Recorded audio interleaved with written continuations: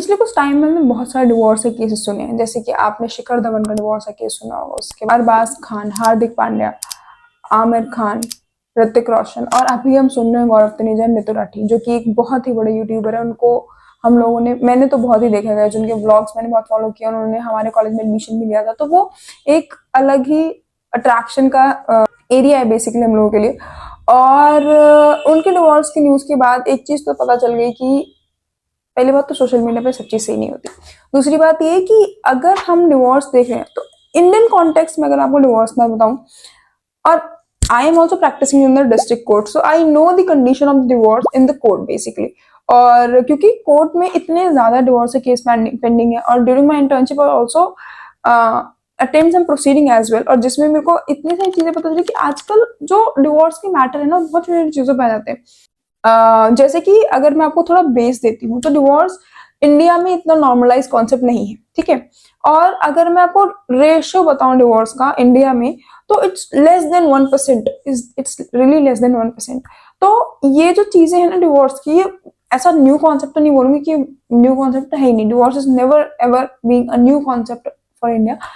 ये जो केसेस हैं डिवोर्स के, वो डे बाय डे इंक्रीज हो रहे हैं। इसका रीजन, बहुत सारे रीजन है, ऐसा मैं ये नहीं बोलूंगी कोई पर्टिकुलर रीजन है, बट अब ये बढ़ रहे हैं तो क्यों बढ़ रहे हैं, ये भी एक बड़ा क्वेश्चन है। तो अगर मैं मैरिज के बारे में बात करूँ, तो बेसिकली स्टार्ट जो होता है मैरिज से स्टार्ट होता है, और मैरिज के बारे में बात करते हो तो marriage, it is not only the relation between the two person, but it is a relation between the two different families. ये माना जाता है कि मैरिज जब एंड होगी तो वो विद द डेथ ही होगी, वो आप इससे पहले डिवोर्स नहीं ले सकते। ये डिवोर्स का कॉन्सेप्ट एसेट इतना वाइडर सेंस में नहीं एग्जिस्ट करता जितना आजकल ये चीज हम सुन रहे हैं। अब रीजंस क्या हो सकते हैं डिवोर्स के, ये भी एक पॉइंट है कि आज इतने क्यों बढ़ रहे हैं। सबसे पहले तो म्यूचुअल एग्रीमेंट नहीं रह गई लोगों में, ठीक है। दूसरी चीज ये कि इतने ज्यादा हम केसेस देखते हैं अडल्ट्रस रिलेशनशिप का, क्रुएलिटी का, आप यहाँ पर मेंटल क्रुएलिटी, फिजिकल क्रुएलिटी देख सकते हो, और ईगो प्रॉब्लम होती है, लॉस ऑफ ट्रस्ट है, लॉस ऑफ रिस्पेक्ट है of the between the partner. But हम ये भी नहीं कह सकते अगर डिवोर्स का रेशियो लेस देन 1% है तो सारी शादियां ही सही होंगी, सारी शादियां ही खुशहाली होंगी, सारी शादियां ही अच्छी होंगी। बेशक डिवोर्स का रेशियो जो है लेस देन 1% है, but the case of the domestic violence is too high in India. और डाउरी हरासमेंट भी एक अगेन पॉइंट है, एक अगेन इशू है यहाँ पर। अगर मैं डिवोर्स के बारे में ऐसे स्पेसिफिक बात करूं, और if I share my experience when I was interning in the तीस जारी, तो वहां पर जो मैंने केसेस देखे थे ना, तो जब लव मैरिज का एंगल होता है, जहां पर हम ये देखते हैं कि लव मैरिज हुई है और वहां पर उसके बाद अगर आप डिवोर्स क्लेम कर रहे हो, डिवोर्स के लिए जा रहे हो, तो मैंने जो प्रोसीडिंग देखी थी उसमें जज का जो इंस्टिंक्ट था, जब उन्होंने इस चीज को सुना, जब वो चीज, ये मैटर चल रहा था, जो प्रोसीडिंग चल रही थी, आई वॉज प्रेजेंट देयर। सो वहां पर जज की जो लाइन थी, जो मुझे उस टाइम समझ आई, जो whole conversation I understood that.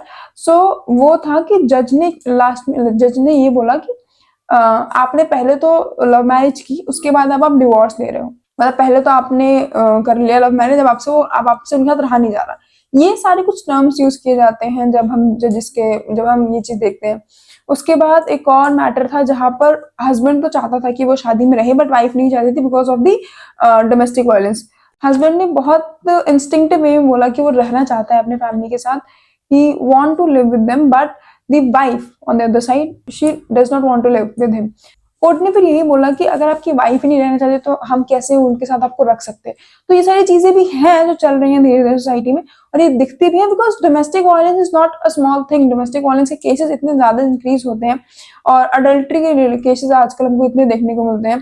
तो ये सारी चीजें चल रही है जिसकी वजह से डिवोर्स केसेस इंक्रीज हो रहे हैं इंडिया में।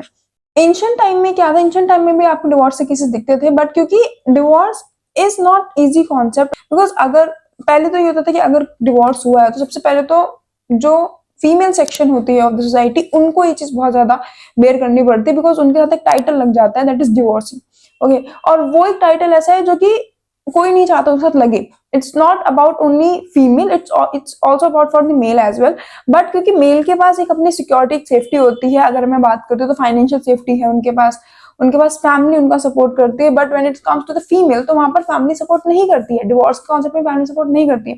तो वो सारी चीजें होती है सोसाइटी में। और क्योंकि आज के टाइम में एक स्टेबिलिटी है दोनों ही लाइफ पार्टनर, दोनों ही पार्टनर्स के बीच में, आज के टाइम में एक सिक्योरिटी है, तो उनमें ये होता है कि अगर आप लोग हैप्पी नहीं हो रिलेशन में, अगर वो लोग हैप्पी नहीं है रिलेशन में, सो उन्हें लग रहा है कि डिवोर्स के बाद they will improve their life, so वो डिवोर्स ले लेते हैं। और आजकल डिवोर्स का कॉन्सेप्ट भी इतना प्रेवलेंट नहीं है, हो जाता है तो लोग इतना उस चीज को नहीं लेते हैं, बट इसका मतलब ये भी नहीं कि डिवोर्स अब इतना नॉर्मलाइज कर देना चाहिए, डिवोर्स इतना नॉर्मलाइज होना चाहिए।